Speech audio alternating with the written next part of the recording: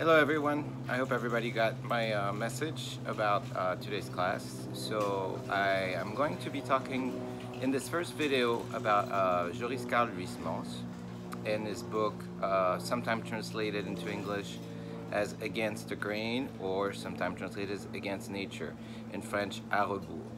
So for those of you that decided to read à rebours, you probably thought that it was quite an unusual text, right? I mean, of course, everything that makes the canon somehow is unusual, right? So, Joris-Karl Huysmans is quite an interesting figure. I'm not going to go over, his whole life, but let's just, sum it up and say that he had a lot of different stages in his life, right? And one of them is the phase where he was a follower of Émile Zola. When he became a man of letter, his first impulse was to join the Naturalists and study with Zola. And Zola was actually, reviewing everything that Huysmans was writing until they got to a point where Huysmans really started questioning the master, right? When the student starts questioning the teacher, and a whole divorce from naturalism started in his writing, right? Maybe this rejection of naturalism is due to the fact that Zola was pushing it a little too far in terms of wanting to transform literature into a science, as we discussed previously when we discussed Émile Zola and his major project of the Rougon Macquart. So it's not only a rejection of Zola, it's a rejection of this journalistic writing that Zola promotes, right, and this entire scientific approach to literature. So Huysmans is very famous for texts that do not have a plot, right? Kind of the antithesis of what Zola wanted to do. And also one of the most symbolic figure of the literary décadence of the end of the century, the fin de siècle, right?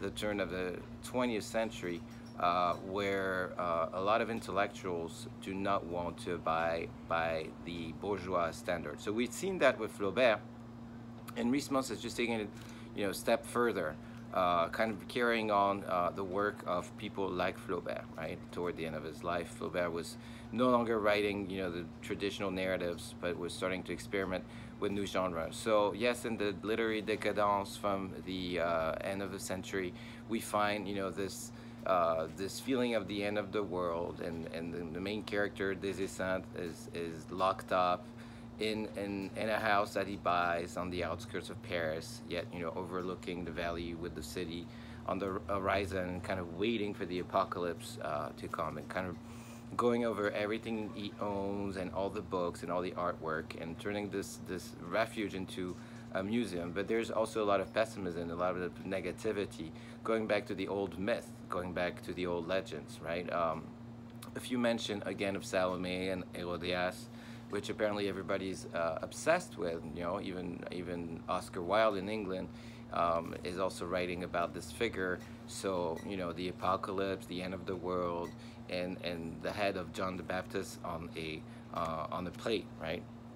Very, very typical of the decadence. And this kind of projection of humanity is pathetic. Humanity doesn't have anywhere to go. Progress does not exist. It's just an ideological construction, right? So again, something I'd like to discuss is the translation of the title, the purpose of this text, right? The fact that it's been criticized because it doesn't have a story except the one of a man's in self-confinement, right? Involuntary confinement and isolation, kind of a withdrawal from the world, and quite a mystical one, right? It reminds us of Nietzsche's, I'm tired of man, this very famous quote from Nietzsche, I'm tired of man. And Des Esseintes is just, projecting this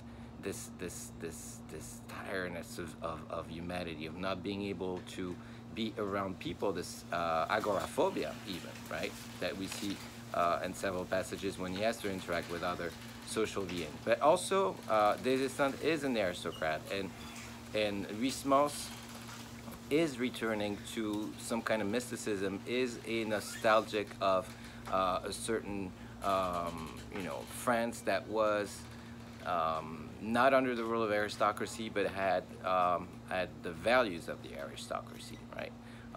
So this is not this kind of, at the same time, a figure that represent the end of a regime, right? Almost 100 years after the revolution, but also the natural instinction of a dynasty, the aristocratic um, society in France is marrying between one another. So I mean, of course, this congeniality leads to health problems, right?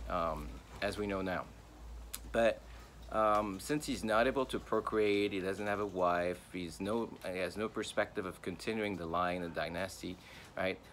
What he does is just an accumulation of objects and artwork, including a turtle that he decides to turn into an artwork, but that will eventually just die because it goes against nature, which is, one of the translation of this book into English.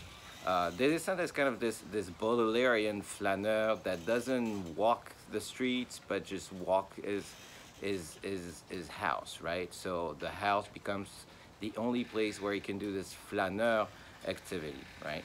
And it's very interesting to read against the grain or against nature in the lights of what German philosopher Walter Benjamin has said. And here I have a quote, right, about the act of collection, the obsession with collecting objects, right?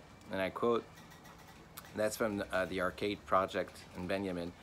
What is decisive in collecting is that the object is detached from all its original functions in order to enter into the closest conceivable relation to things of the same kind. And it's almost like we see in Walter Benjamin an understanding of not only of Huysmans, but almost a precursor to Baudrillard's upcoming consumer society in the 1950s, right? So I know it's not a enjoyable read because it doesn't have a narrative plot, and we're used to that, but more of a contemplative collections of impressions and observations and meditation, and very much in the tone of mysticism, right? Okay, the next video will be about Georges Bataille.